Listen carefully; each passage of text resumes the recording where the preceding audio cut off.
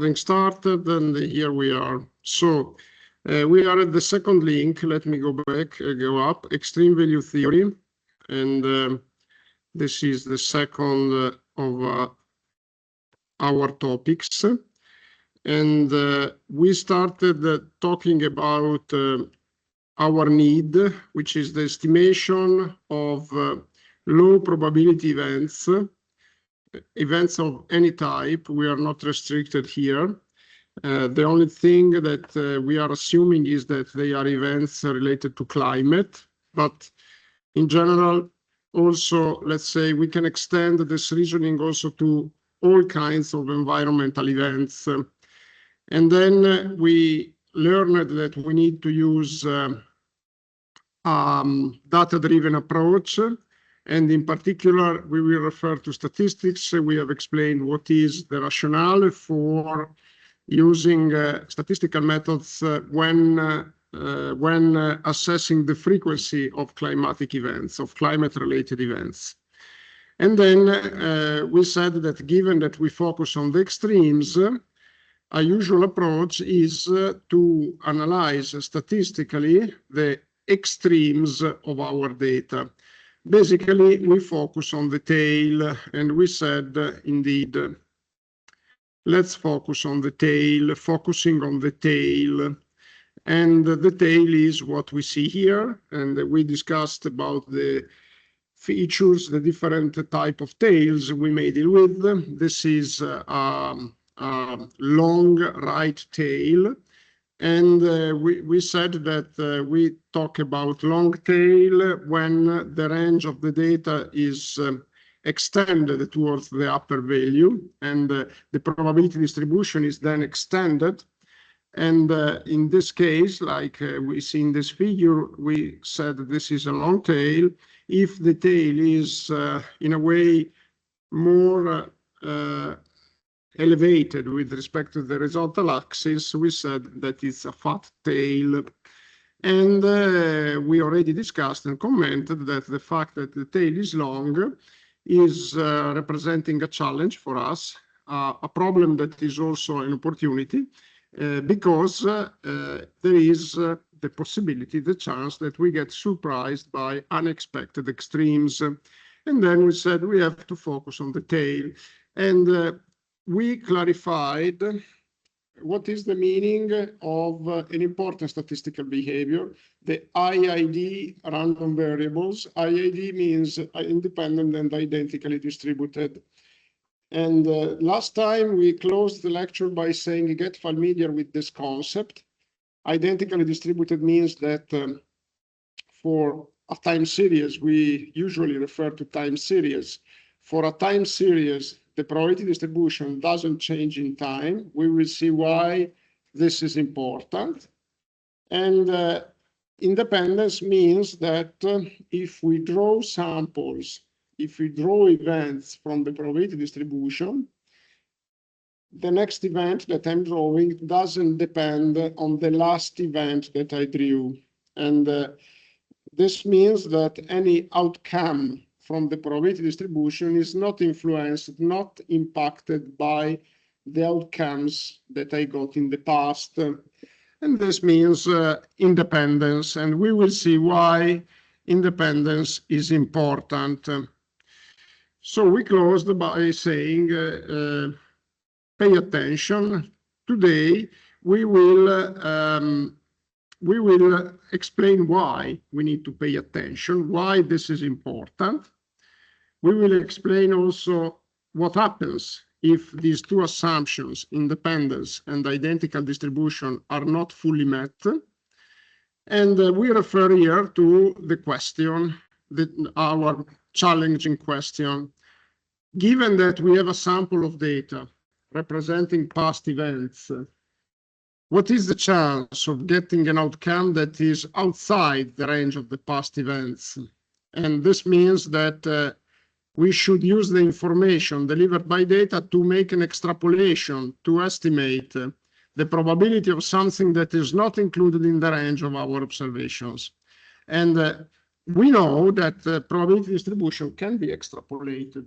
So if I take a probability distribution. I have a sample of data. This sample leads me to get a sample density. So I can say Px, and then here I put the random variable that comes. If I have a sample, I can estimate a kind of sample probability density. And we know that usually this figure that comes out, we also tried in R to get to generate data and drawing densities. This figure is this curve that comes out is not smooth, is like built up by small segments that are joined together. But we said, okay, we can estimate over this data a probability distribution. I can interpolate this sample frequency analytically. What I get usually is a smooth line, and given that this line is given by an analytical relationship, I can easily extrapolate. So let's suppose that this is our range of observations. With the analytical relationship, I can easily extrapolate. However, in order to make this extrapolation, I also need to check the uncertainty of it.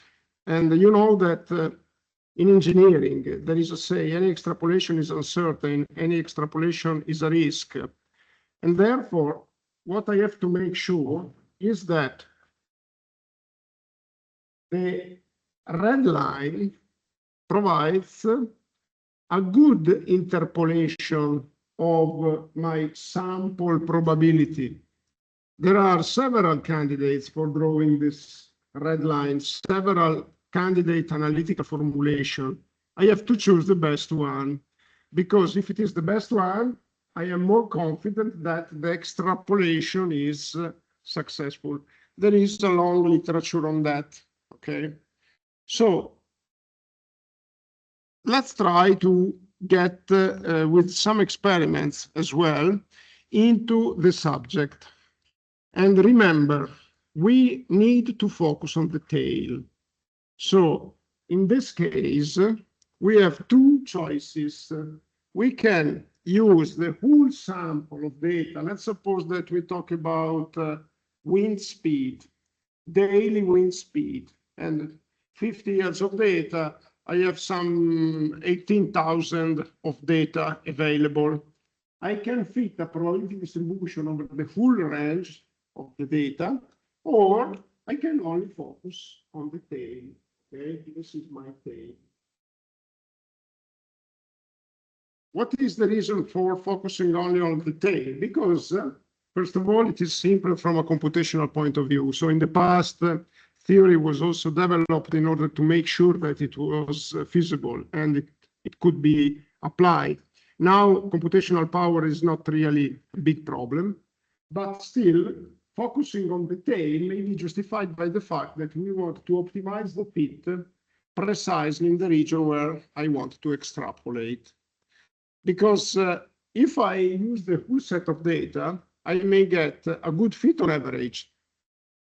But maybe that the good fit is in the left tail, is optimized in the left tail, and the right tail is not really that well reproduced, because we accepted a compromise in order to fit the full range of the data. We accept that in some regions the fit is not so good, and therefore we don't want that is not good where we are interested in. So from this reasoning comes the solution of focusing on the tail, okay, on the right tail. So we have to focus on that. How can we make a selection of the data that go into the right tail in a representative manner? So how can I select the data? It's not just enough to say I take all the observations from that are above a certain threshold. So it's not just enough that they say, okay, my threshold is here, and I take all the data points that are beyond this threshold, above this threshold, and I feed the tail over there. It's not so simple. And I explain you why by introducing the two methods that are used commonly to make the selection of the data that we use to fit the right tail. And the first one, I'm pretty sure that you already know it. The first one is the block maxima. The block maxima, basically, it's done by splitting the observation period in blocks that usually have the same length. And then I pick up the max in each block.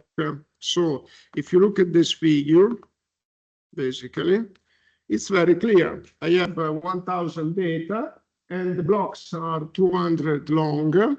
Okay, this is a time series. From now on, let's suppose that we deal with time series.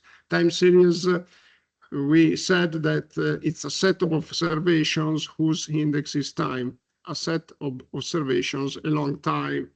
Okay, very good. So let's suppose that we have this time series that is counting 1,000 observations. This is something that I generated into R. And then I get blocks that are 200 long, and I get the max in each block. This is a strategy.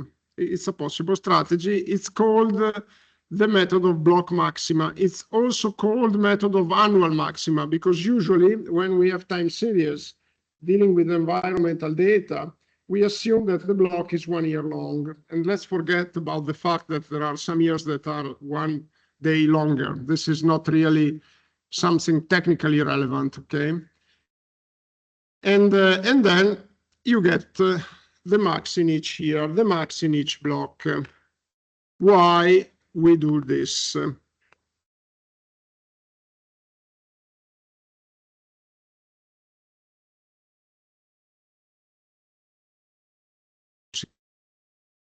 So we want the data that we analyze to be independent. And therefore, you know, if I just selected the data that are above a certain threshold, I may have selected in this block from 600 to 800 two observations that are very close in time. And you see, the second one is still large. It's larger than, probably larger than another maxima that I got here in the next block. So if I just assume that I have to get all the data above a certain threshold, I would have picked up these two observations, most likely. And what is the problem? The problem is that they are very close in time. So this is probably one single event that generated two maximums. And I don't want related events, dependent events to be included in my assessment. Because remember, we already clarified this. The scope of estimating a probability distribution is to describe the frequency of the events. Okay?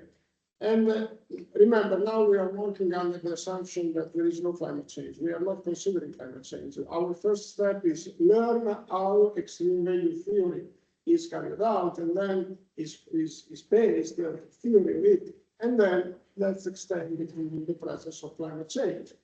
Now, I repeat my statement. Essentially, estimating the probability means estimating the frequency. When you are in doubt about the meaning of probabilities, just think of frequencies.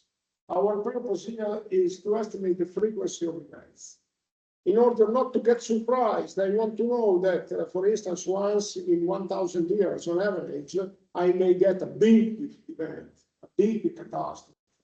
And therefore, this is my purpose, estimating the frequency. Now, estimating the frequency of events means that each event counts for one, and the probability estimates the frequency essentially by counting the events. It's very simple. Then there is complications because I want to make sure that the fit is good. I want to make sure that uncertainty is reduced. But essentially, all the theory of probability is counting the frequency of events. Now, if this is one single event, it's a big mistake that I assume that it counts for two, because I contradict the essence. I make a mistake precisely in the essence of my purpose, precisely in I make a mistake precisely in the estimation of what I am interested in. So I have to avoid dependency for the sake that I don't understand why independence is important. Because of course, we know that extremes, climatic extremes, tend to cluster.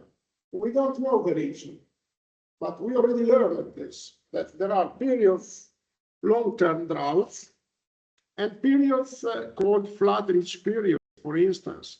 And there are also periods where the wind extremes tend to cluster, temperature extremes tend to cluster, because there is some dependency which is driven by unknown drivers. We don't know them, but we know that there are dependencies. And therefore, we want to estimate our probability distribution on independent data.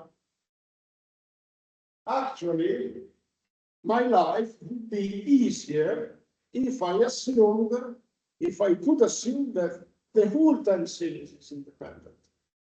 But given that in time series, usually there is dependence, in some of them more than in others, but there is dependence.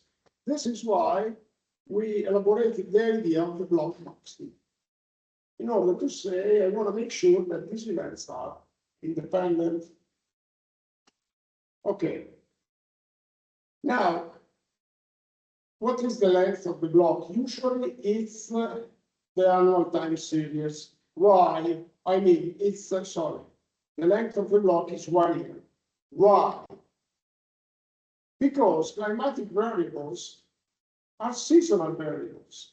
What does it mean, seasonality? It means that the variable is not identically distributed. The probability distribution is different in October with respect to August. Extreme waves, distribution, probability of getting, so frequency of extreme waves, of coastal flooding, is higher in certain months. Here, for instance, what they do during the winter, they take the sun and bring the sun back by scrapping it. It's called beach scrapping. Why they do that? Because they know that during the winter, the likelihood, the probability, the frequency of extreme waves is larger, and they don't want that extreme waves take the sun into the sea and then transport it somewhere else. During the summer, they put the sun back into the beach because the risk is lower. And therefore, you will see that we cannot estimate a unique probability distribution if the data are not equally distributed, because what we get is an average description, but we don't know the season when the disaster happens. So if I describe, like the case of the waves, by picking up the monthly values, I would pick up the same maxima, but I also would pick up some lower maxima, okay? Because of course, yeah, if I split, for instance, this, a good example is this one. By the way, in this case, probably these two events are independent, but the annual maxima, and you see what is already a potential disadvantage, picks up only one of them. Also, if they are independent, this is a potential downside, okay? But of course, I could have solved this problem if I split this block in two blocks with the size 100. And then I would pick up this one, okay? So if you split the block in months, of course, you get the same maxima, you get this one, but you get also lower ones. Like, for instance, here you would get this one, but then you would get this, probably this. And therefore, it's clear that your sample includes also lower values. Why? Because we want to describe the probability also in the other months, when the events are less intensive. So what we get is a compromise. But the compromise is not good because we want to focus on the highest disasters. I'm not interested now in the monthly distribution. Okay, so this is why we get usually the length of the block 1 year, because we want to have a result seasonality. Okay, so this is what is called block maxima. Let's try to learn some more of it, okay? Yeah?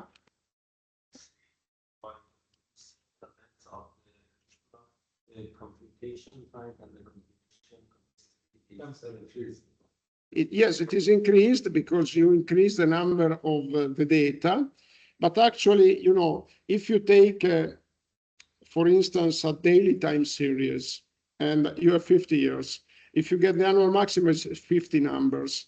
And if you get the month, it's 600. It's not much larger. It's this is what I mean is not the main reason why we don't split in monthly blocks.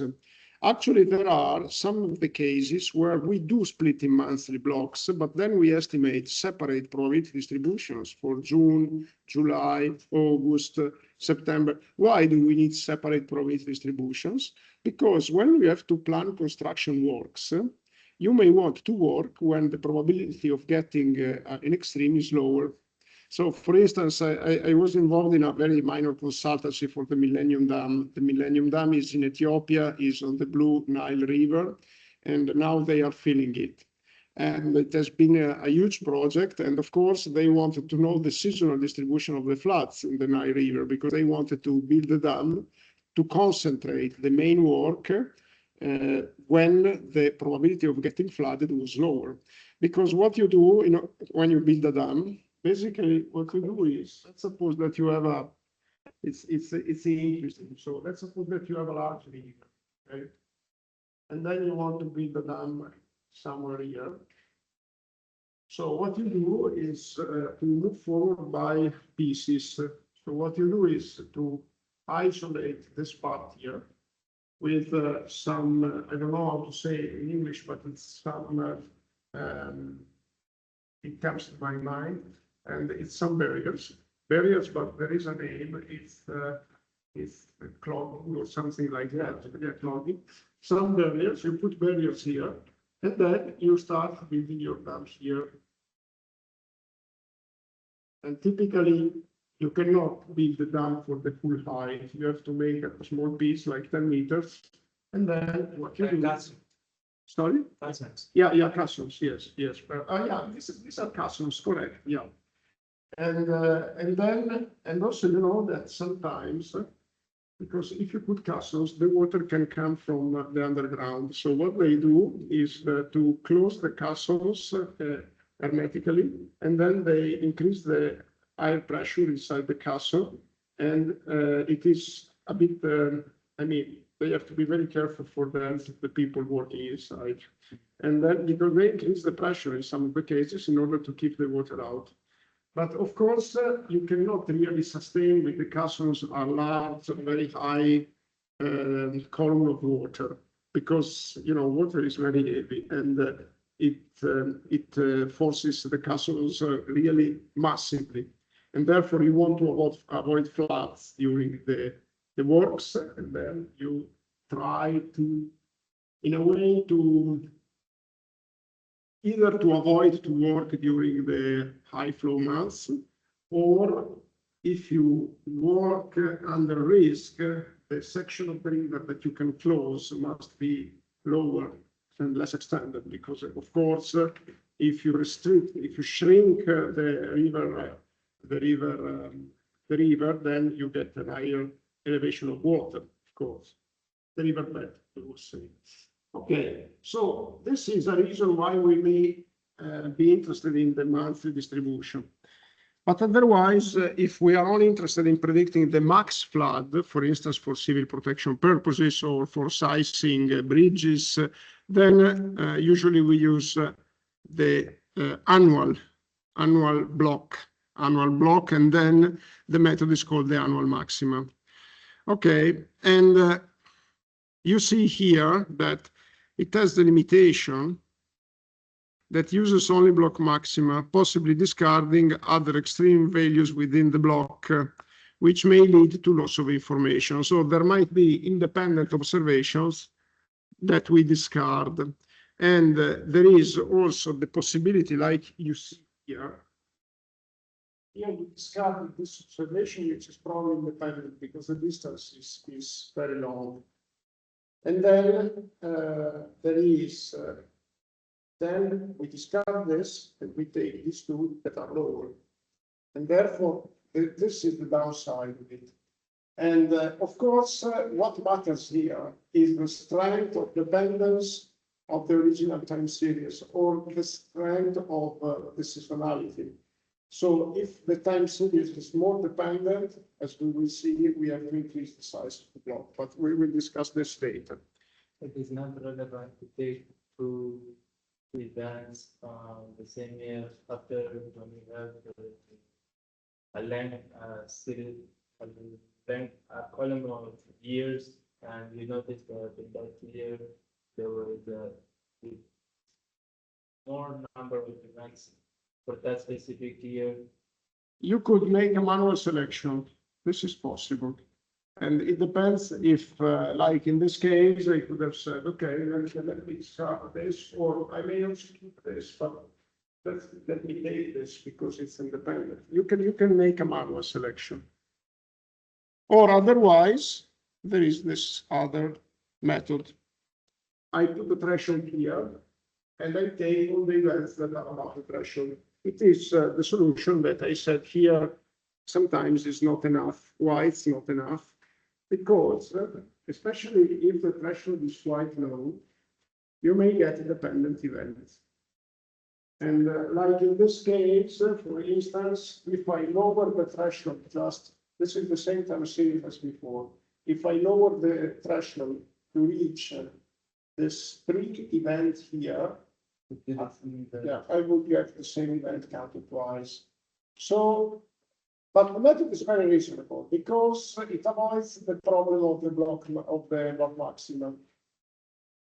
There is an extended literature which is dedicated to the selection of the optimal height, optimal threshold level. And, there are several criteria, including the possibility that you manually discard the events that look dependent, which, however, it's not easy because some people just take a distance, like they make an automatic selection. Basically, they say, okay, there is a method that is widely used. I put the threshold here, I get all the events that are above the thresholds, and I keep them, but I also look at the distance between them. And if the distance is less than 10 days, I keep only the highest one. This is reasonable. And it's also automatic. Because, of course, you have to think about large sample applications. And so a manual selection sometimes is not feasible, because either because you may have a very long series, and when dealing with climate, it's not really the case. But for instance, there is a lot of these activities in the analysis of traffic and the network traffic. And network traffic, they get like observations every 10 seconds. And we have already 30 years of observations, so they cannot go manually and reject some of the data. And in network traffic, it's very complicated to understand if two events are related or not. It's very complicated. With climate, it's easier because climate is generated by some processes. Some of them are moving slowly, so it's there is a clear dependency. In network traffic, also the level of dependence is varying. There are some days where the data are much dependent, other days where they are not dependent. So it's really, and also for the traffic. And, predicting traffic is much more difficult than predicting climate. It is really something that sometimes looks completely crazy. And if you talk with people working on that, they say, we cannot explain why certain days over the highway, there is a congestion of traffic. And in other days where we predict that there will be a lot of cars, there is no one. And it's not just a matter of people saying, okay, I look at the prediction, so I don't travel tomorrow. It's not the only explanation. It's something really unpredictable. Choice of people. Choice of people, yes, and you know, the most unpredictable thing is the human behavior. The human behavior is and the climate is more predictable, but the human behavior is really something that, especially for some particular behaviors. But you see also for directions, which is something that is very predictable because you work over large numbers, so you make pools that are very representative, but still also with elections sometimes. But sometimes in this traffic, it's also good to play with the events. For example, if one day it becomes cold, if it's cold in that day, that means that there must be possibility of more accidents, of water, people will burn, and people will be. Yeah, there are many Variables. Yeah, many variables. Yeah, and sometimes, as you mentioned, they are related. Like cold weather may imply that there are more accidents, and that the accident means the congestion, etc. Okay, but this is another possibility. Okay, we're getting a peak over threshold, and we will see how, in a way, we can make checks. And there is an extended literature, by the way, and we don't need to go into the full details. And of course, here the problem is we get all the data we are interested in, but we have to be very careful about checking for independence. Okay, now block maxima, let's look in detail. Okay, and now, whatever the method that we decide to use, there is a compelling question here. What is the distribution that I should use? I'm sure that you had some experience with the Gamble, but it's not the only one. And in any case, we need to find an explanation for it. Okay, and of course, we want a distribution that reflects the frequency of the data, and therefore these are extremes. So we want a distribution with the right tail, with the longer right tail, because even if we focus on the tail of the daily data, this distribution of the tail has a long right tail, and therefore it's not symmetric for sure. Okay, and therefore we need a proper distribution. So the first thing that we have to ask ourselves is, given that we made a selection based on the block maximum, is there a theory supporting the choice of a distribution? So before looking at the goodness of fit testing, is there a theory that suggests that a distribution may be better than another? And remember, when we talk about statistics, sometimes people have the feeling that we just crunch numbers.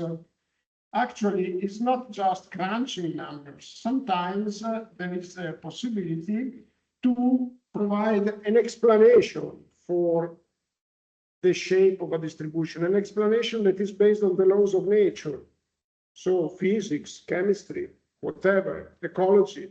And therefore, we have to continuously look for such possible explanation, okay?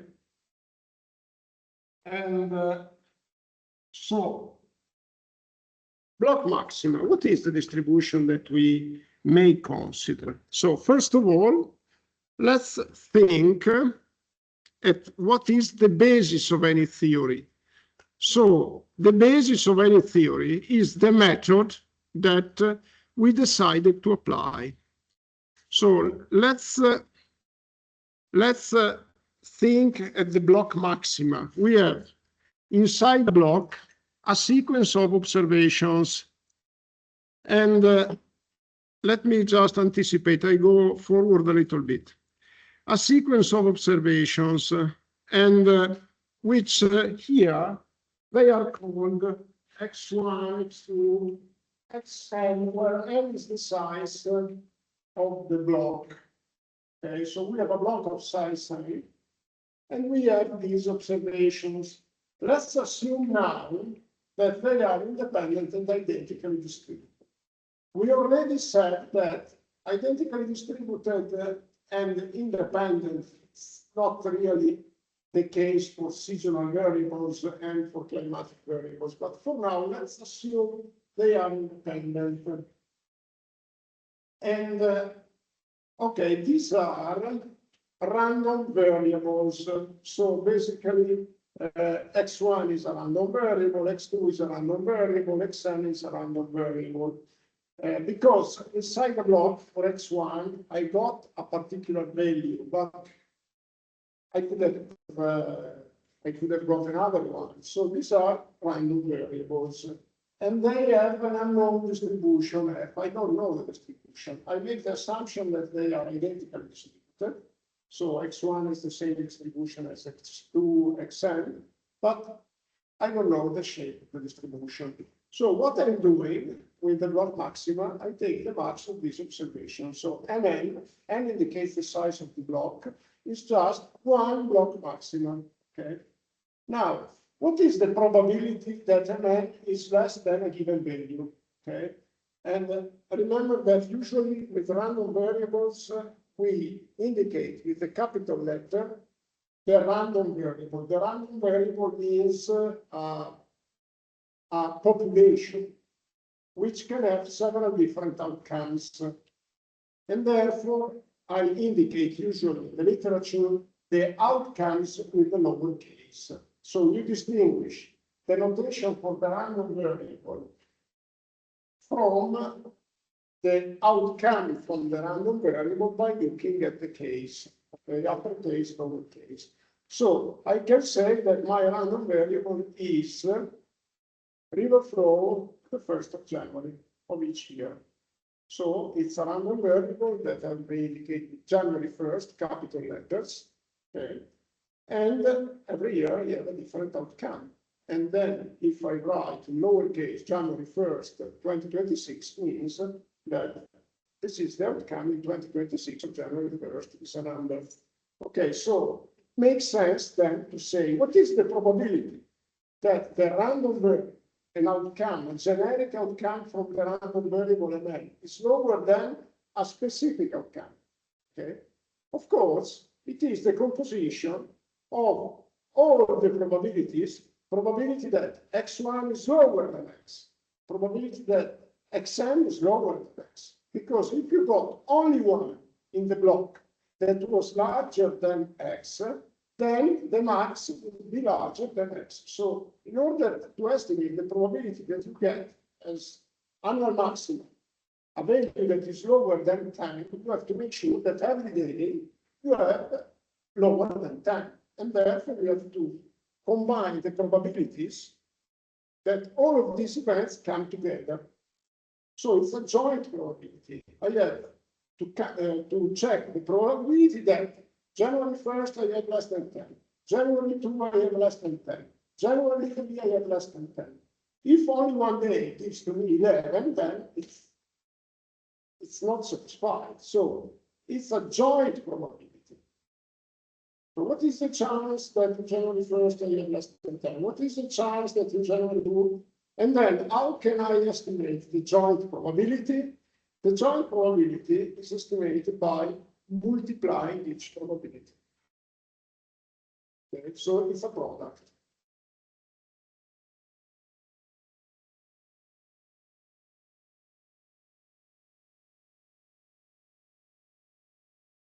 So let's look. Here there is a link. Joint probability. Let's open it. Okay. Okay, so it's probability. Okay.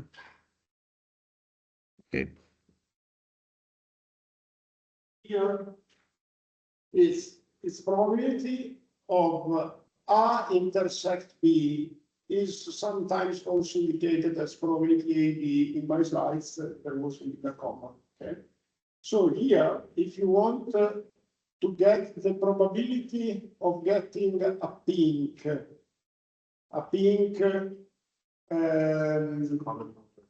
yeah, it's the common. So event X has 3 favorable outcomes out of 4. This is event X is green, okay? And then So the probability is 3/4, 3/4, okay?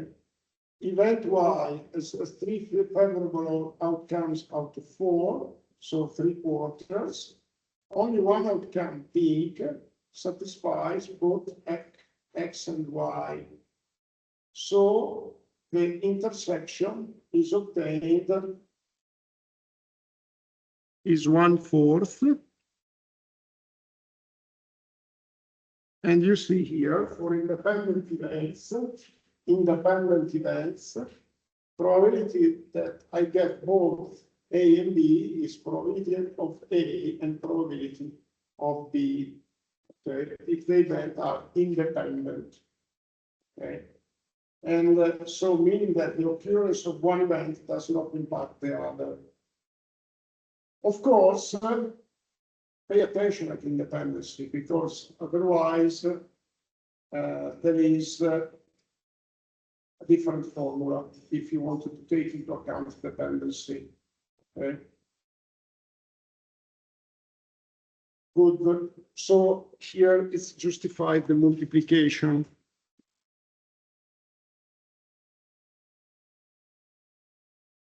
Okay, so basically here I pass from composition of probability. Here I just indicate that I have to put together them, and how can I put them together? By multiplying these probabilities. And therefore, if you take into account that the distribution is the same and it is indicated with capital F, then you have the probability of getting probability of not exceedance is uppercase. Probability of not exceedance of getting X to raise to the power of n. This equation is at the basis of extreme value theory.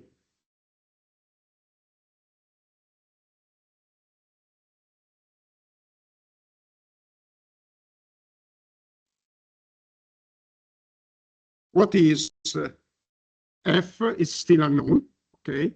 And of course, if you change F, you change the result on the left-hand side, okay? So depending on the distribution of each single day of observation in January 1st, 2nd, which is the same, the distribution gives rise to a different distribution for the maxima. Okay, so basically this equation tells us that we are interested in describing this. We are interested in describing this probability once again. And we learned that it's obtained by raising the power of the block size, the underlying distribution. So we are learning that the underlying distributions conditions the resulting distribution for the maxima. So a question for you may be, do we know, I don't remember it, do we know the gamble? Which kind of underlying distribution best describes? So in order to evaluate, I want to select the gamble. Maybe a good idea to look at the distribution at the underlying distribution. Okay. So I look at the distribution of the variables in each single day, and then I decide, based on this distribution, if the gamble is the best model. Of course, there is the assumption of independence that is bothering us a little bit, because if this equation applies, if the data are independent, the data in each single day. So it is of course, to be kept in mind that in the case they are not independent, how is this relationship affected? But anyway, keep in mind this is the basis of extreme value theory. So let me now jump up a little bit and let's note that this works if the size of the block is large. And actually, had we at disposal millions of data, it would be better to take a block that is larger than 1 year. Why not to take 2 years? We would be, in a way, more reassured by the fact that the data, the resulting maxima, are really independent. And basically, I would be reassured that this relationship here is better estimated, because it is the maxima are taken on large blocks. It means that they are really large maxima, okay, large maxima. So this means that this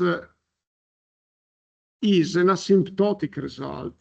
So I already discussed, if I take monthly values, it's not really a good description of extremes for seasonality, but also for the fact that I am including data that are not so large.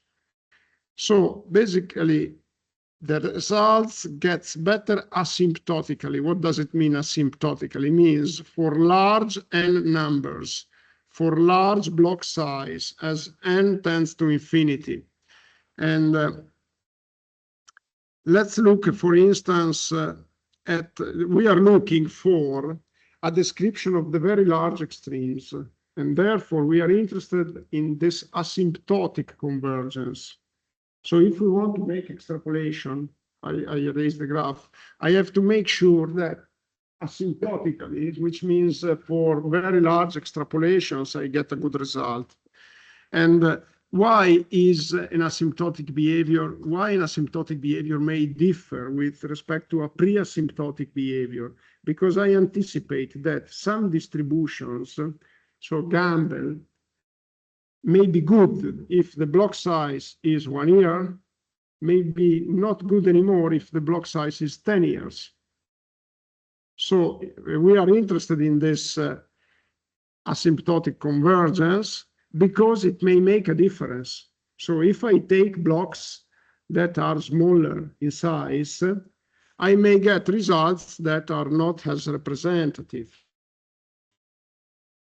And I think in Wikipedia there is an illustration that clarifies why, for what reason, a pre-asymptotic behavior may be different by an asymptotic behavior. Let's read here. As an illustration, suppose that we are interested in the properties of a function Fn as n becomes very large, and this is precisely our case. If Fn is equal to n squared plus 3n, then as n becomes very large, the term 3n becomes insignificant compared to n squared. So basically we can say that Fn is asymptotically equivalent to n squared as n tends to infinity. This is often written symbolically, as you see there, where one reads Fn is asymptotic to n squared. But the pre-asymptotic behavior is different, because if you take n equal 1, n squared is 1, plus 3, it's 4. It's not n squared. And even if you take n equal 2, then it becomes, Fn becomes 4 plus 6, 10. It's not n squared. But if you take n 100, then 3n becomes insignificant, and therefore it becomes, it tends to behave like n squared. So it is important that we consider this asymptotic convergence. And in a typical case, a typical example of asymptotic convergence is given by the central limit theorem, which we already mentioned. If we take the average or the sum of random variables for a large number of variables, then the resulting distribution is asymptotically the Gaussian distribution. But if we take a sum of 2 random variables, it doesn't convert to the Gaussian distribution. It depends on the underlying distributions. Okay, so what happens for the maxima? So if instead of taking the sum of different random variables, what happens if I take the maxima, like in my case? So if I take the maxima, the answer about the convergence is given by a famous theorem, Fisher-Tippett-Gnedenko, which is the extremes version of the central limit theorem. So take the maximum or the minimum of lots of random variables. Remember, the central limit theorem says take the sum or the average. We take the maximum or the minimum of lots of random variables. After proper rescaling, we will see why we need to rescale.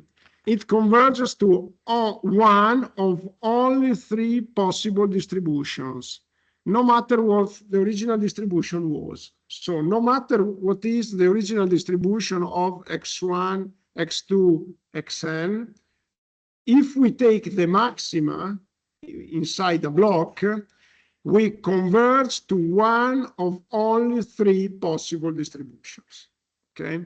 Depending on the underlying distribution for x. And you can already guess that one of them is the Gamble distribution, okay? So sums converge to normal distribution, maxima one of three, which we are introducing now. And this is extremely important. So we already discussed this.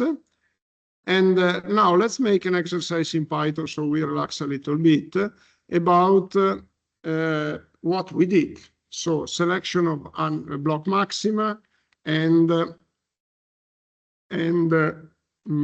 etc. One thing here, this code, I included it yesterday because I found it a good example, but I forgot to anticipate this description here, which is, let me go forward in the page. Sorry for this. And the description is how to, just 1 second, how to run in Python, the preliminary, okay, here. The preliminary things that we have to do if we want to run Python over, in this case, I give the example and the instructions for the Linux environment. The Windows environment, I checked it, is very similar, but of course you have to use different instructions. Let me try to execute them on my PC. First of all, whatever is the platform that you use, you have to verify if Python 3 is installed. Remember, in Linux, it's installed by default. Sorry? In the VM, what do you mean? Yes, if you install the virtual machine, it's installed by default. And in Windows, you have to install it. It's quite easy to install it. You have to look for Windows, you know that you can look for software. You put Python, and it gives to you the last version. It's very easy. And then you can check whether it's installed. And I prefer to work on my PC in Linux and not in Windows because here I have not the administrator rights, and therefore I cannot install the Python packages that are needed. So this is why I wanted to test it here, and forgive me, I didn't include the instructions for Windows because it requires additional work next year, okay? Next year. And then we also need this software, PIP, which is the software that allows me to install additional Python packages. And it's the same software in Windows. It's very easy also to download and install it, okay? Now, if in Linux you don't find them, then you can install them in this way, okay? And for sure you will find Python. I'm not sure you find also PIP installed by default.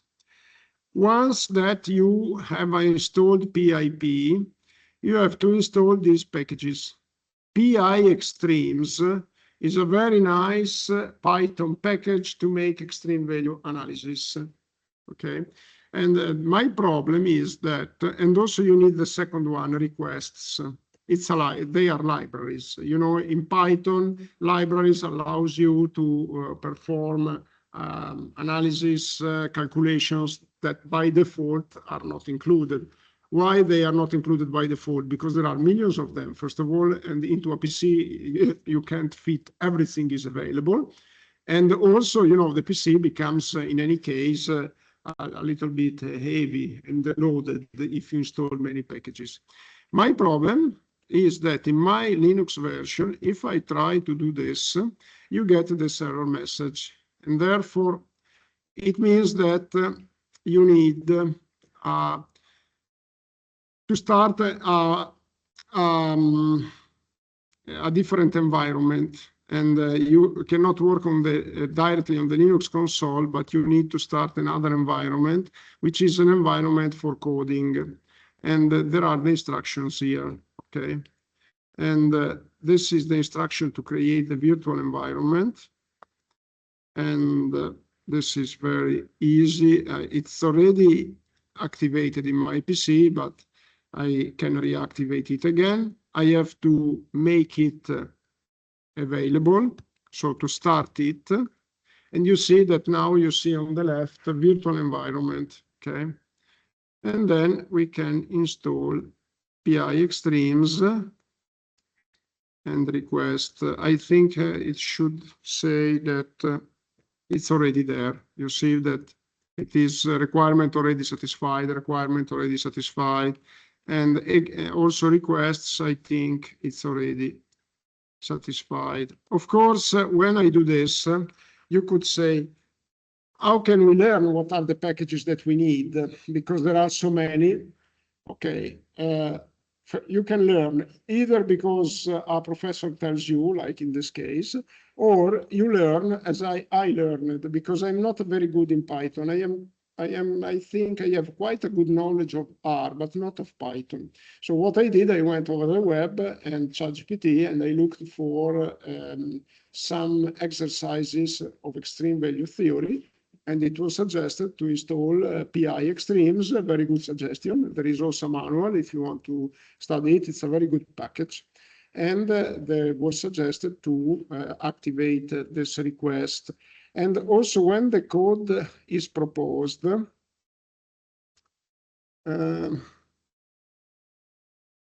here there is a little bit of a mistake. Ensure pip is not available. Okay. Okay. Here there are some instructions about, no, it's not a mistake. There are some instructions if you get error messages, okay?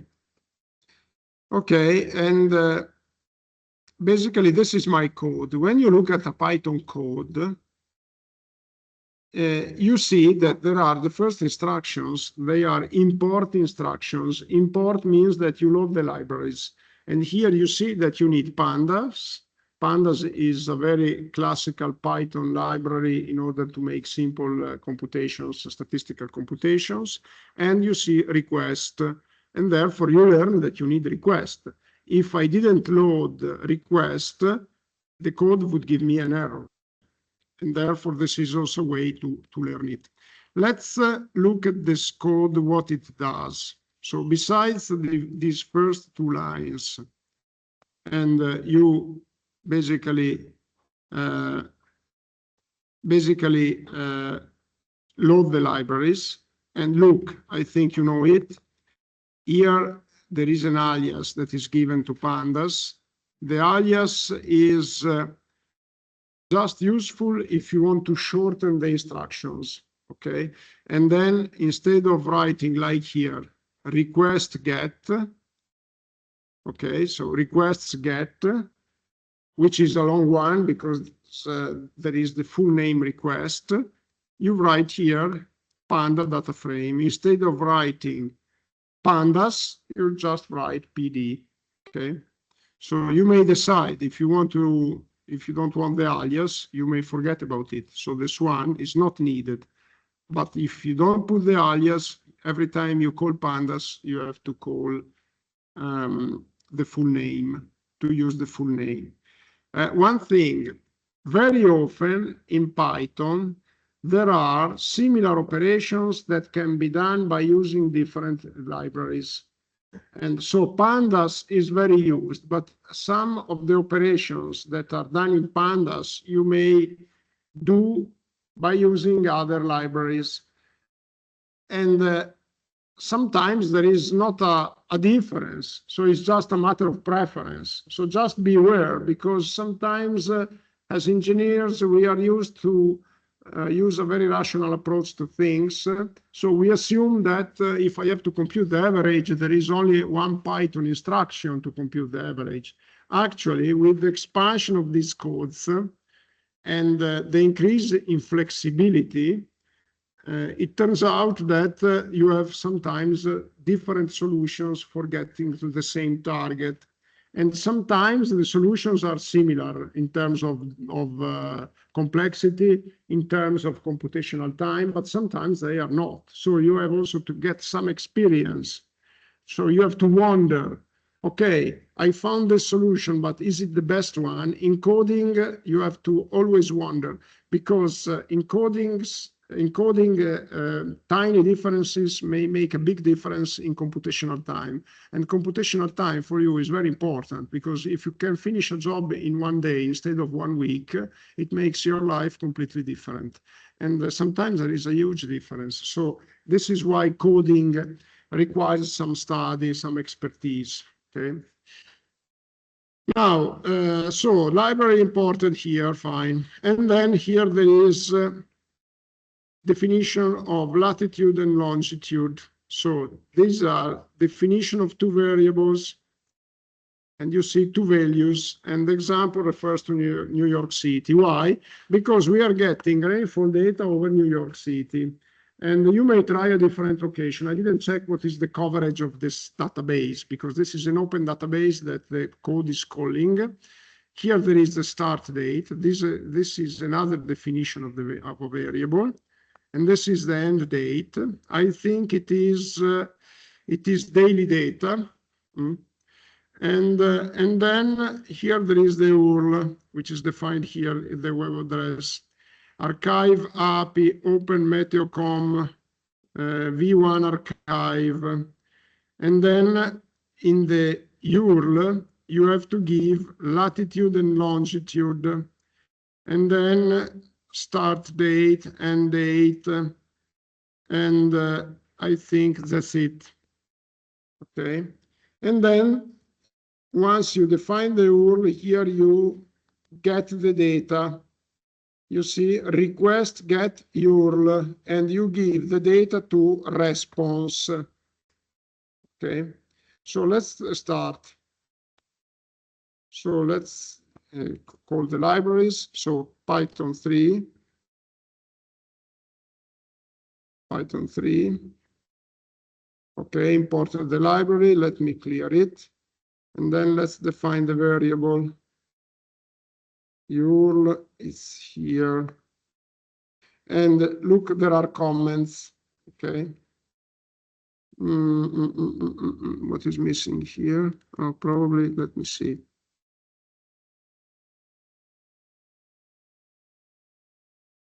I'm not sure whether something is missing, maybe not.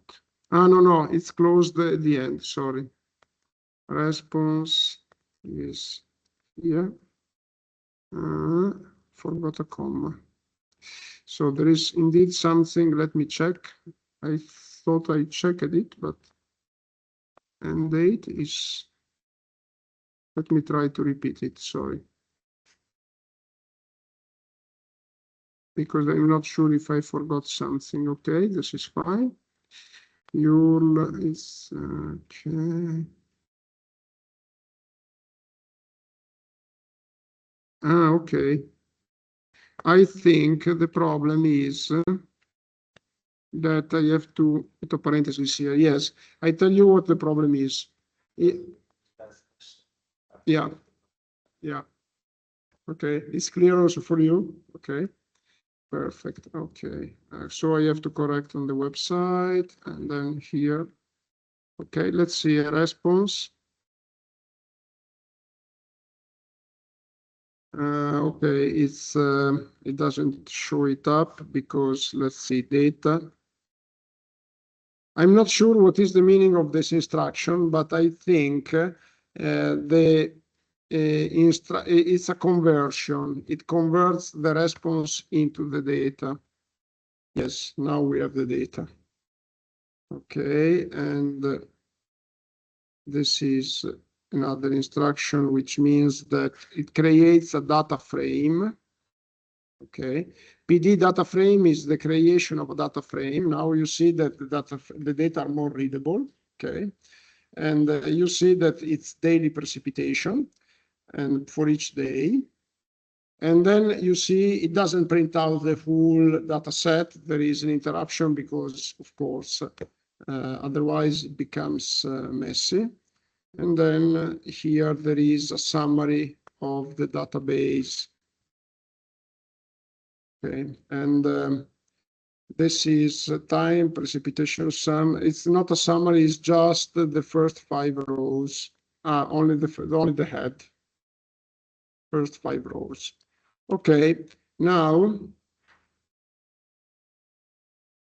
we can apply the block maxima, and you see that with PI extremes is very easy. It's just a few instructions. There is an import, okay, and we need to import this matplotlib .py plot is a library for plotting. It's very high level. Okay, let me clear the screen. And then we have to import PI extreme, only a part of it, which is extreme value analysis, and import NumPy. And then, okay, let me make this import here. NumPy is another library for making computations, and some functions in NumPy are repeated in Pandas. It's different library, but. And then here there is the DF index. Is the creation of an index from the database. Let's see what kind of index is. I think it is just numerically, okay, it's date time index, because indeed I got from the database time, the column time, and now here what I do is perform the extreme values analysis by loading all the precipitation data. Okay. And probably model BM, probably there is nothing interesting here. Okay, extreme values. And you see there is a lot of information about the data. And extreme values have not been extracted. The model has not been fit to the extremes because it's still incomplete. And then here, model BM, get extremes, method block maxima, block size. This is the block size of the annual block size because it takes into account the leap years. Okay. And so.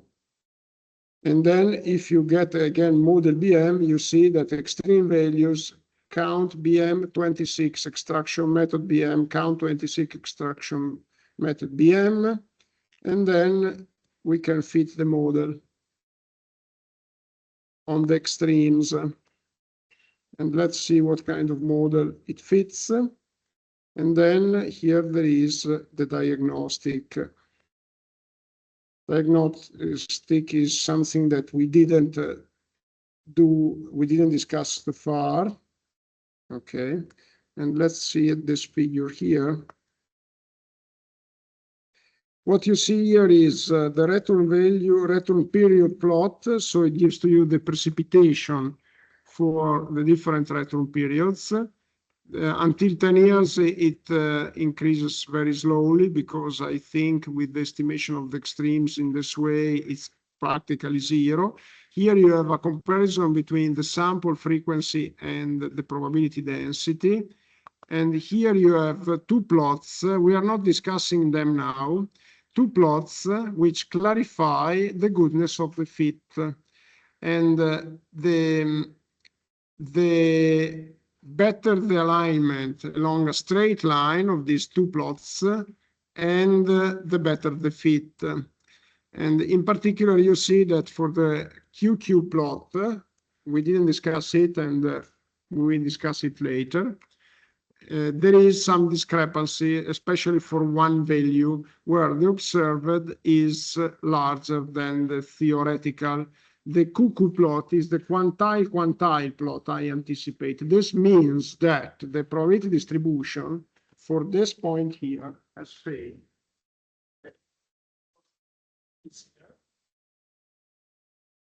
Here, this is the theoretical. So it means that for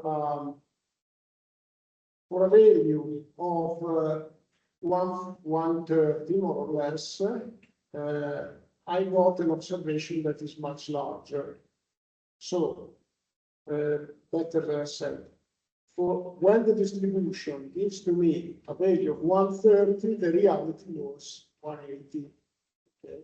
So it means that the distribution is underestimating, especially here, and this is confirmed also by these 2 points. One only point outside is not really concerning, because it may be an outlier, a measurement error. And of course, it is something to be considered, but it's not really. And why? You know, here indeed it seems like there is a different behavior for the extremes with respect to the lower extremes. So the higher extremes look a bit different than the lower extremes. Still, usually the goodness of fit is evaluated in this plot with the R square, which measures the alignment along one line, and the probability plot is the dual version of the quantile, and it's comparing the probabilities. So theoretical probability versus the sample frequency. And here you cannot really see a big difference, but you know, sometimes a big difference in probability means a lot, especially in the very high value.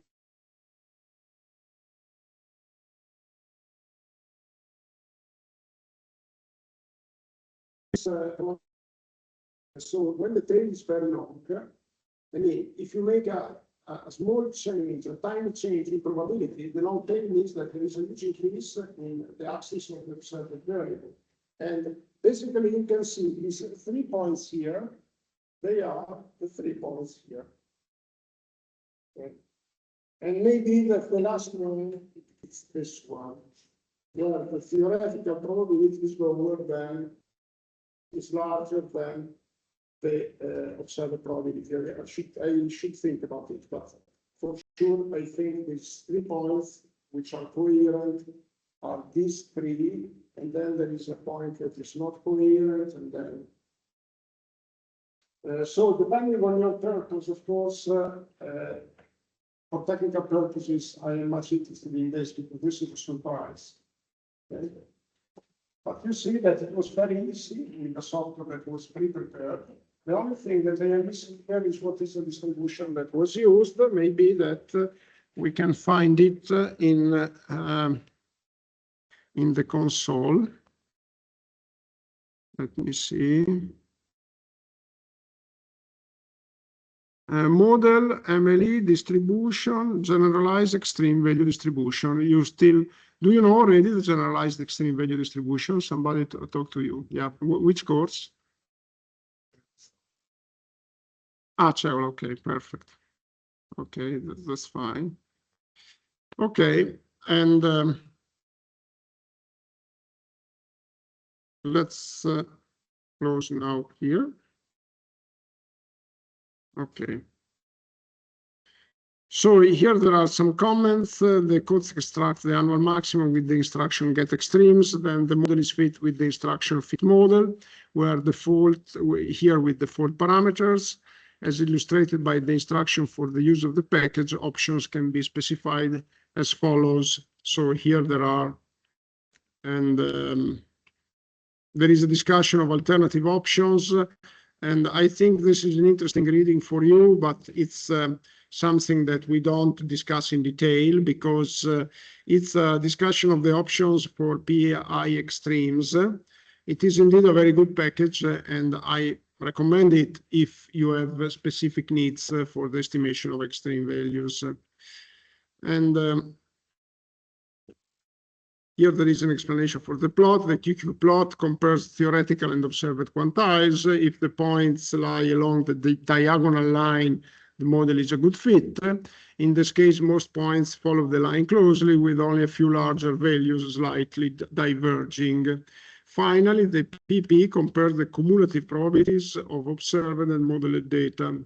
The near perfect alignment of the points indicates an excellent overall fit in terms of probability. And yeah, this can be used to get rainfall extreme for assigned retro periods in years.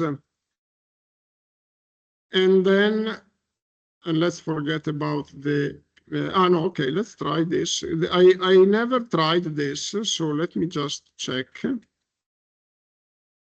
if it works. So we make a check. We already checked that it's, so let me, okay, good. Item 3. Okay.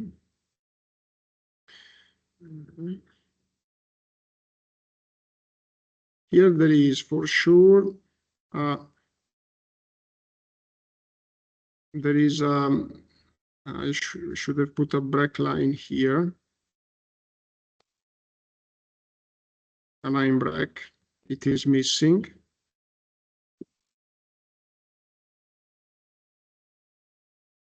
Yeah, unfortunately, I need to, yeah, because this is a problem of Python problem.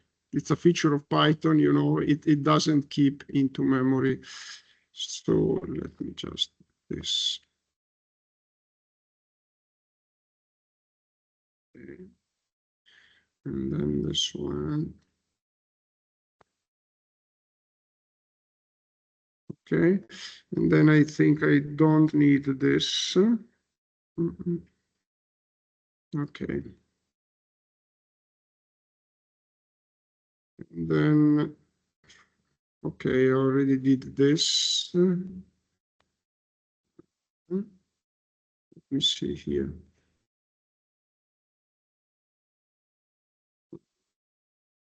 Let me just check. I am missing something, I think. Let me see.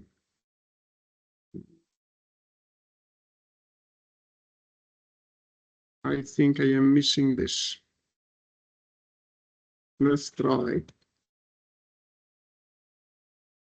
Okay, now try again.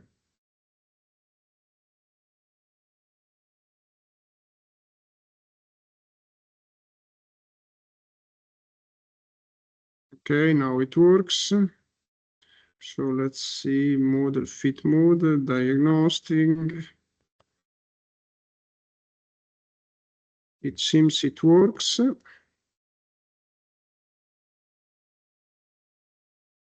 Okay, here we are. And here there is also, let me just increase it. You see that indeed also with the peak over threshold, there is a bit of a problem in the, with the extremes. And it seems that the fit of the probabilities is much better, but still there is an outlier that is not taken. Okay, the fit of the probability density is very good, I think, as I can see. Okay, let me just 1 second make these corrections, otherwise I forget. And then we move forward. So,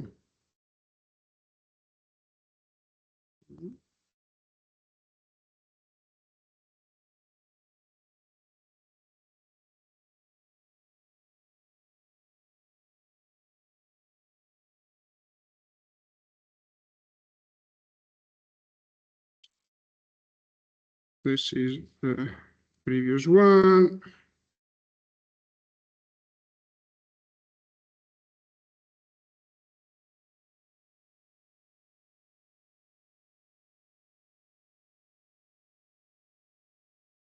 Okay, here is.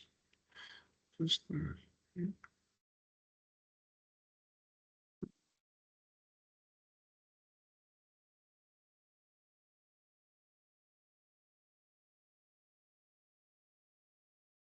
can find it. So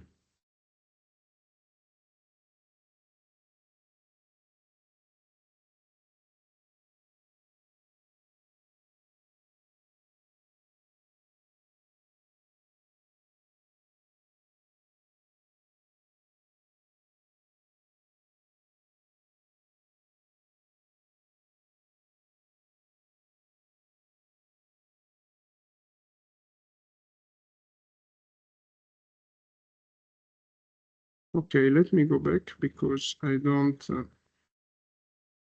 want to spend much time on the corrections. I'll do that later. Okay, now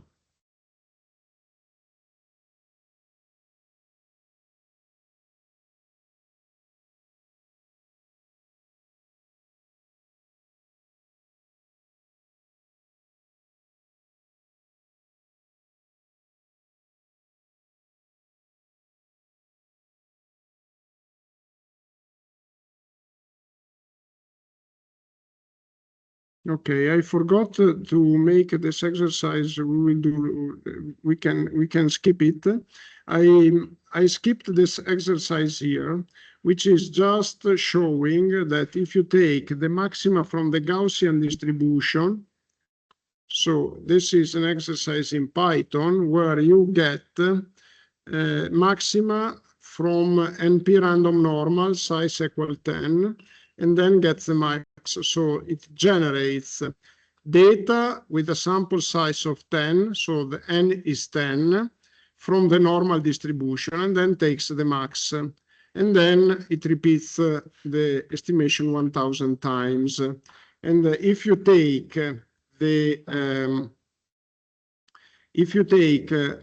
probability density of it, the sample frequency, you can show that it's very similar to the density that you get by raising it to the power of 10, the Gaussian distribution.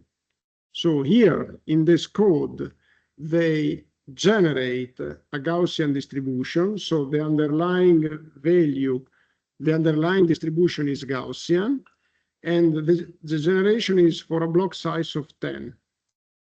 And then takes the max from, again, Gaussian data with block size of 10 and takes 1,000 of them. And it shows that if you take the Gaussian distribution to the power of 10, it is perfectly overlapping the sample distribution. So it is proving this equation here by referring to F Gaussian, okay? This is what is this code that I skipped.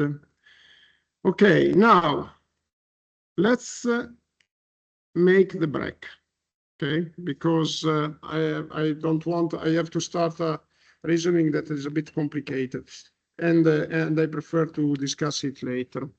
So let me just, okay.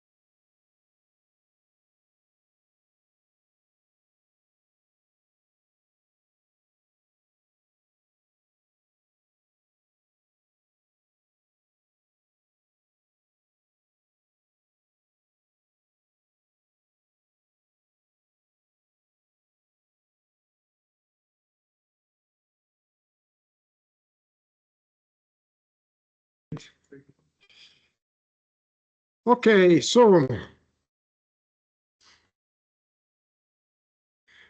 let's restart from this equation. Let's restart from this equation then, which we discussed in detail, and let's make some reasoning on the technical meaning of this equation. So this says that if you want to get the probability for block maxima to be lower than a certain level, you have to take the underlying distribution and raise to the power of n, which is the size of the block. And we said that this becomes particularly significant asymptotically. We want to study how it behaves asymptotically, because then, based on the knowledge of f, we would get an indication of the shape of this probability here. Look, here f indicates a distribution, here p indicates a probability, but it is the same thing. This probability could be described by a corresponding distribution.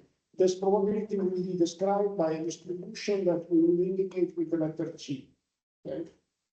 So again, let's think of the shape of this equation. Probability of not exceedance, this is the probability of not exceedance, is a number that can be lower than 1 or 1.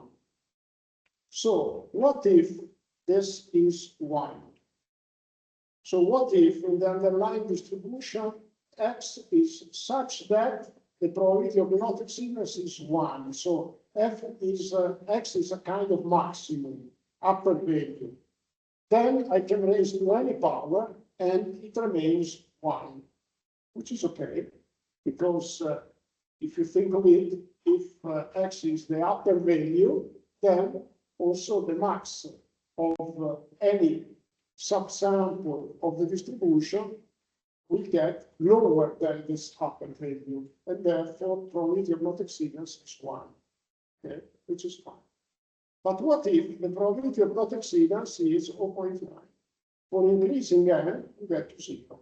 So this distribution would be concentrated on the upper value. It's degeneration. It's degenerate. It's a technical term in statistics to say that here there is something wrong here. And it means that asymptotically, it degenerates by saying that for any value, you have a probability of not exceedance, which is 0, and that the full probability mass is concentrated in the maximum, in the upper bound, which is something that is, I mean, it doesn't lend itself to studying the asymptotical behavior. So what is the solution to this? It's rescaling. What we do is to artificially rescale. Here there is the description of this problem. For large n, you experience a problem tends to 0 as n tends to infinity, and then which we need to solve this problem because it's degenerate. So we introduce a scaling relationship, and an is greater than 0, and bn can take any value. And basically, we study then the probability of the rescaled variables, the scaled log maxima, to be lower than a value z, which is not the original x, because it is changed, it is rescaled. And then this probability converges to a non-degenerate limit, because this probability is given by this relationship here with a very simple rescaling, which converges to a non-degenerate limit. This is a mathematical construct which we need in order to avoid that asymptotically the distribution degenerates. And therefore we get these two constants, and we can play with the constants an and bn in order to get a non-degenerate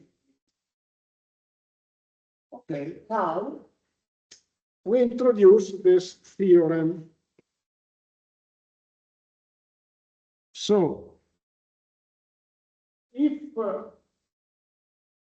there exists an an greater than 0 and bn such that by proper rescaling we converge to a non-degenerate distribution, then G can belong to one of three families, as I anticipated. Look, this rescaling here doesn't affect the technical validity of my problem, because either if I get an estimate of the probability of Mn or the rescaling variable, it doesn't make any difference to me, because again, in the end are two constants. So if I can find two constants, two numbers, an greater than 0 and bn, such that the convergence is non-degenerate, I am fine. Because such that I can find a distribution, I am fine. I am fine because I can easily, by knowing an and bn, once that I have the probability of C, I can get back the corresponding Mn value. So if rescaling is just a technical artifact which doesn't affect the technical validity of my problem, but it makes sure that I can start the convergence of the distribution.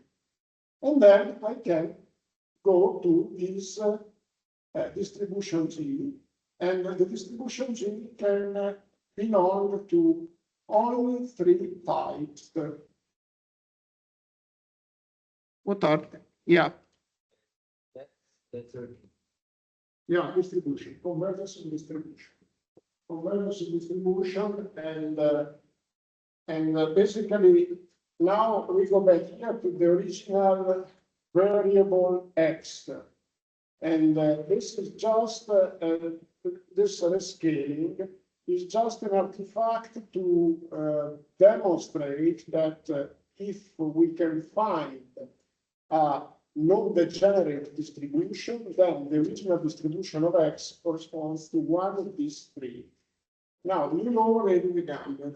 It's called also type 1 extreme value distribution. It's light-tailed. Okay, and we will further see later on what light-tailed means, and we will also see later on when I get the gamma, depending on the original capital F distribution of x. Okay, so remember the x are the daily values. And then depending on the distribution of the daily value, we get either the gamma, the Fréchet or the value. Okay. And then gamma, you already know the formulation of the gamma. Please make an effort to remember it by memory, because it's extremely important and it's very simple. It's also, I want to change here the notation, because I prefer to use, because here there is E and here there is X, but it's better to be coherent. So I probably will change the notation here, but it's exponential minus X. Okay, it's just that. Now, then there is the second type, which is an heavy-tailed distribution, and it's called the Fréchet distribution. And it's basically lower bounded. You see, it's 0 if x is lower than 0, so it's lower bounded. The gamma is not lower bounded. Okay, and so it's 0 if x is, and then it's exp of minus x at the power minus alpha if x is larger than 0 and alpha is as well greater than 0. Okay?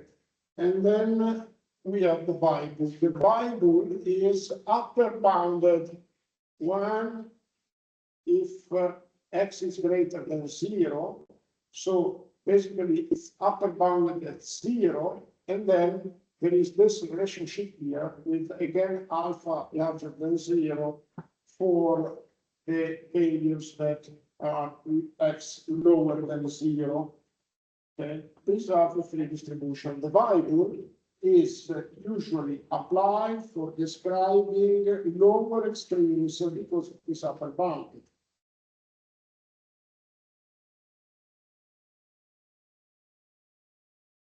So, question, what should you remember of the Swiss story, in particular for comparative time? Not rescaling, you can forget about rescaling. The only thing I wanted to introduce it because I could have also avoided this. Okay, I could have also avoided the discussion on rescaling, but actually it's an important artifact because otherwise, if I didn't discuss that, you may get in doubt. By looking at this relationship here, it's clear that there is a problem. Yeah, so.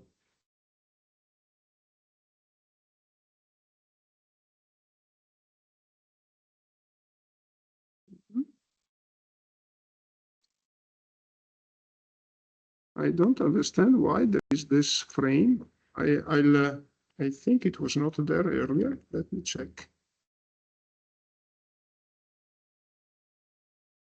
Yeah, I don't know. Okay, so if you look at this relationship here, it's clear that there is a problem. Because the probability is generally lower than 1.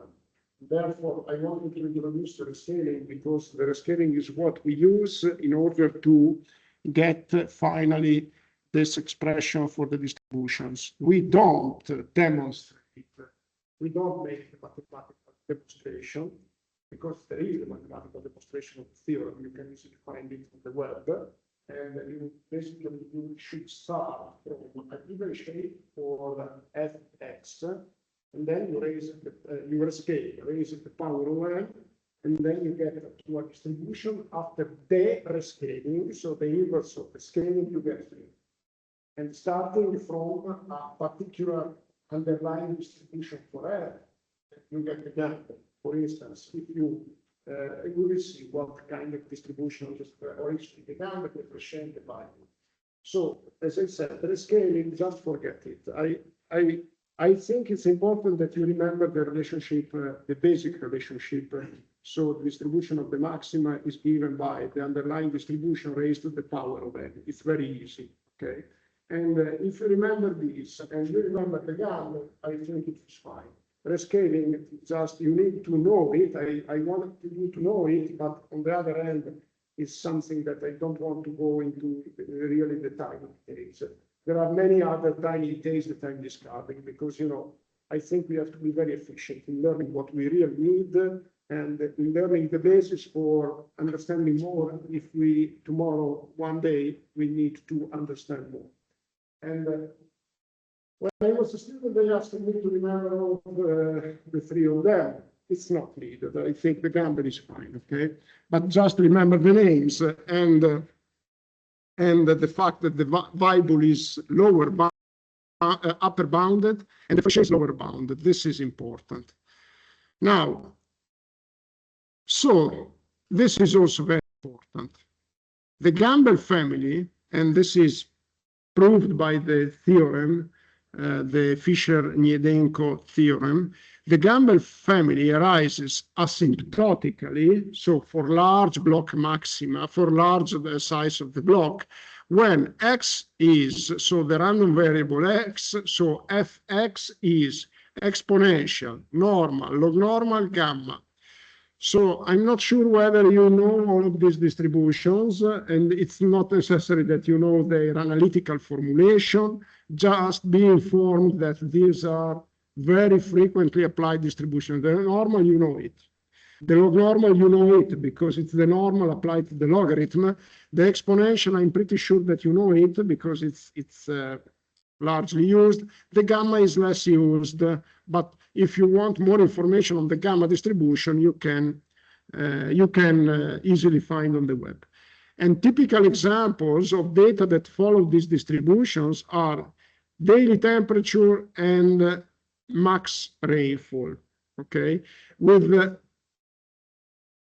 yeah.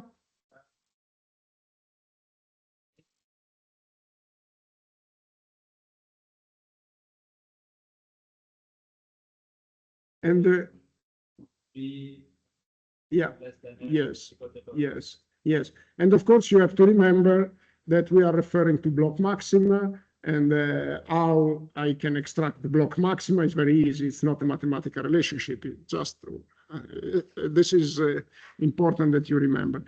And so typical examples, again, you see here maximum rainfall with moderate extremes. Why moderate extremes? And what does it mean? Moderate means that the extremes are not so huge, okay? And why then not so huge? Because the tail of the gamble is not really, it's a light tail, it's not really a tail, a fat tail, a tail that is concerning. So if we have rainfall with spikes, occasional spikes, gamble is not the best. So if you remember the check that we made for the rainfall in New York, it was the GAV that was used, and the GAV, I still have to introduce it. But the GAV is comprising the three distributions that we studied so far. It is something like a mix, we will see. So it is potentially fat-tailed because the GAV includes also the Frechet, for instance, which is fat-tailed. But on the other hand, still in New York, you saw an observation that was, because rainfall usually it's subjected to large extremes. Okay.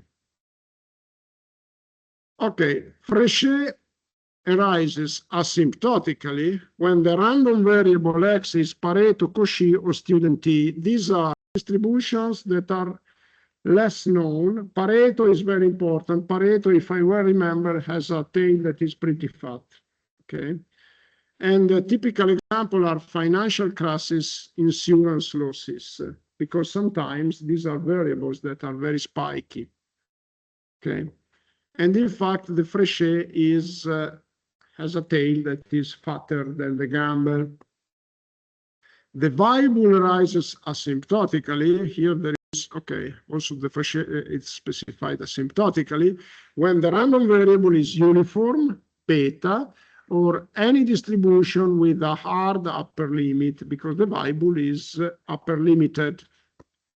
So typical examples are maximum strength of a material and physical limits with strict caps. Okay, one line summary. This is typical ChatGPT style. This lecture is also written with the help of ChatGPT. One line summary of Fisher-Tippett-Gnedenko theorem. Remember it. And if the maximum of many IID random variable converges after scaling, its limit must be gamble, Frechet, or Weibull. Nothing else is possible. Okay. Good. These we stop here today because it's already enough. And okay, we stop here in 15 minutes, not soon. These three families of distributions can be grouped together under a big family, as I have said. This big family is a generalized extreme value GAV distribution. Let's look at the number of, again, let's look at the formulation of these three distributions to see one thing. First, you see that there are many similarities. And indeed, it was a good idea to try to put them together in a more complicated but unique relationship. Now, how many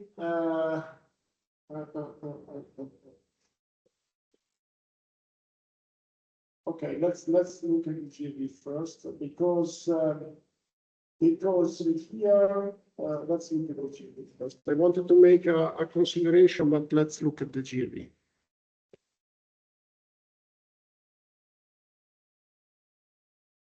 Okay. So this distribution GAV is expressed depending on three parameters. location parameters indicated with B. Location is it places the distribution in a specific location in the range of the population of the random variable. So location typically is the mean, or something related to the mean.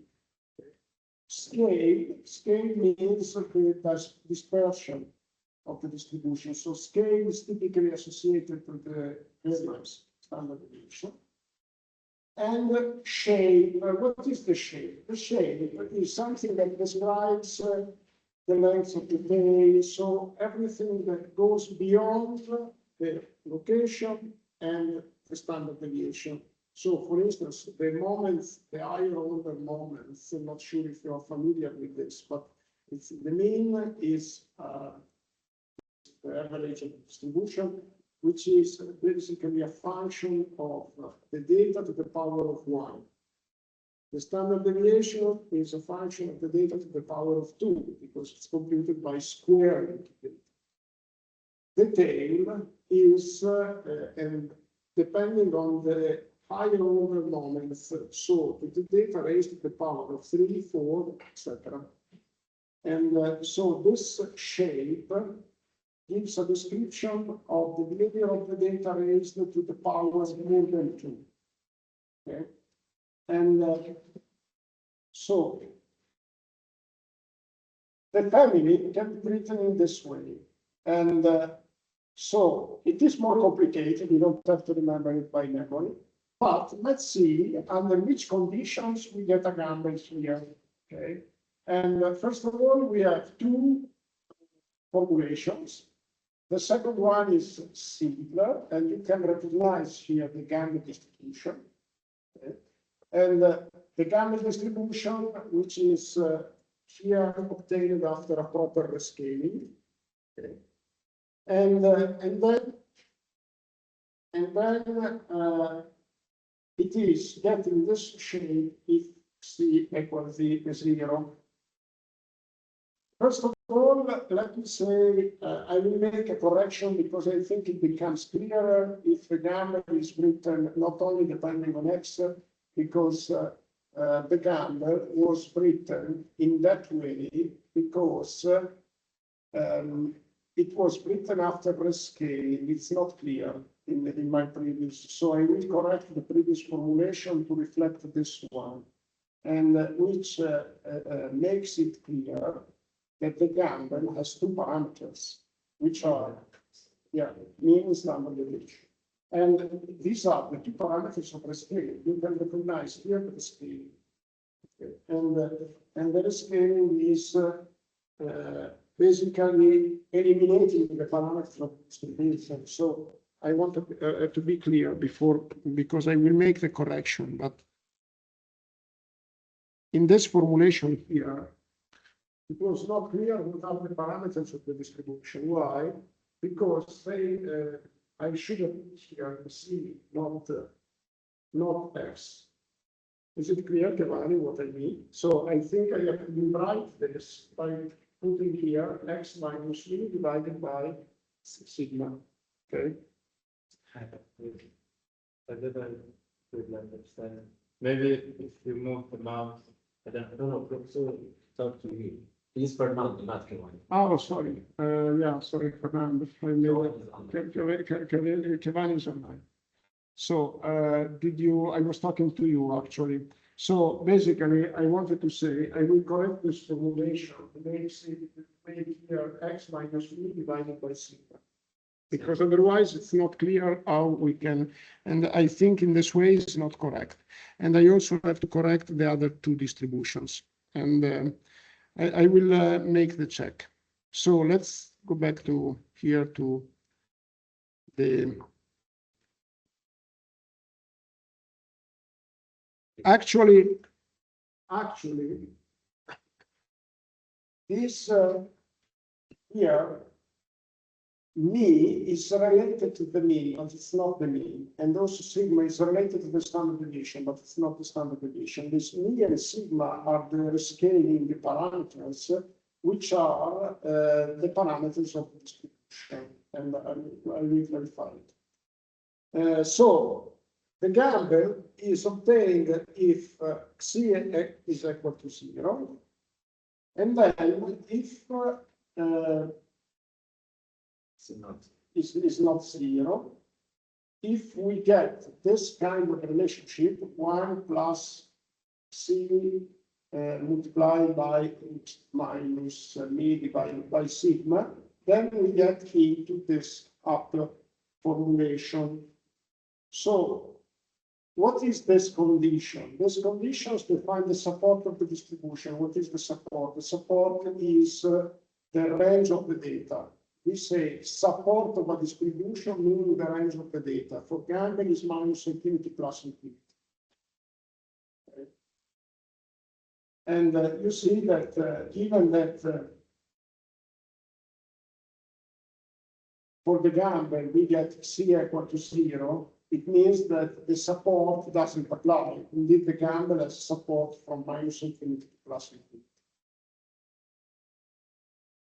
And then gamble is obtained for C tending to 0.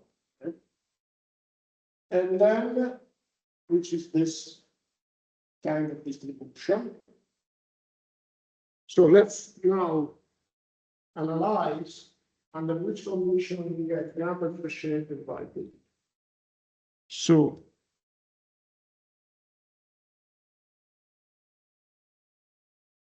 gamma is obtained for C tending to 0. This is the gamma.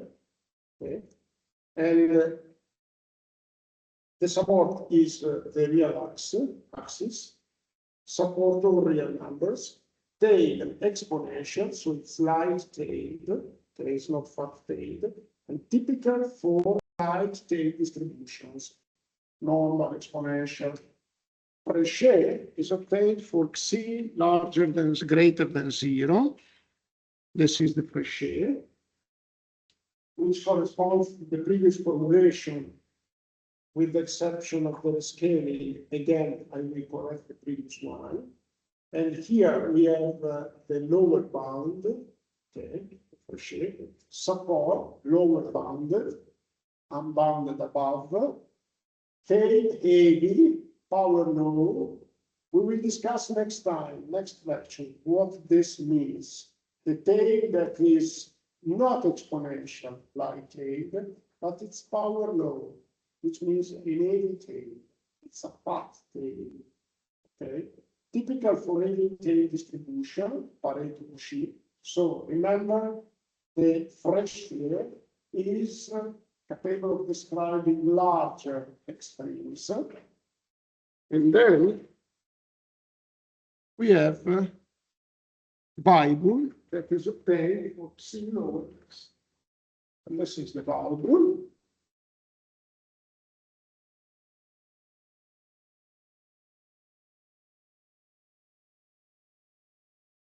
Point. So it's not long tailed, and it's typical for distribution with the hard upper limit, which is bounded with the variables. And then we get this summary table, which is very helpful to remember. C equal to 0, gamma, support minus infinity plus infinity, taking the exponential. C greater than 0, Frechet, and the support is lower bounded. And then you see infinity, but we have a lower bound. Again, me and sigma are not average and standard deviation, are two parameters. Yeah, and which are related to, this is a location parameter and this is a scale parameter, but they are not mean standard deviation. I will make sure that in the lecture this is clear, and I apologize, but as I mentioned to you, this is a brand new lecture, and therefore I have to define it. Heavy power load, C less than 0, Weibull is upper bound, minus infinity to the upper bound, and finite endpoint for tail behavior. Okay, let me stop here. Okay, for today. Next time, by the way, you got the email from Professor Ceola. I will teach morning and afternoon. I will make sure that we get it easy. Okay, and I will start with a recap of what we did today, which is about heavy, okay? Yeah, no problem. Thanks a lot.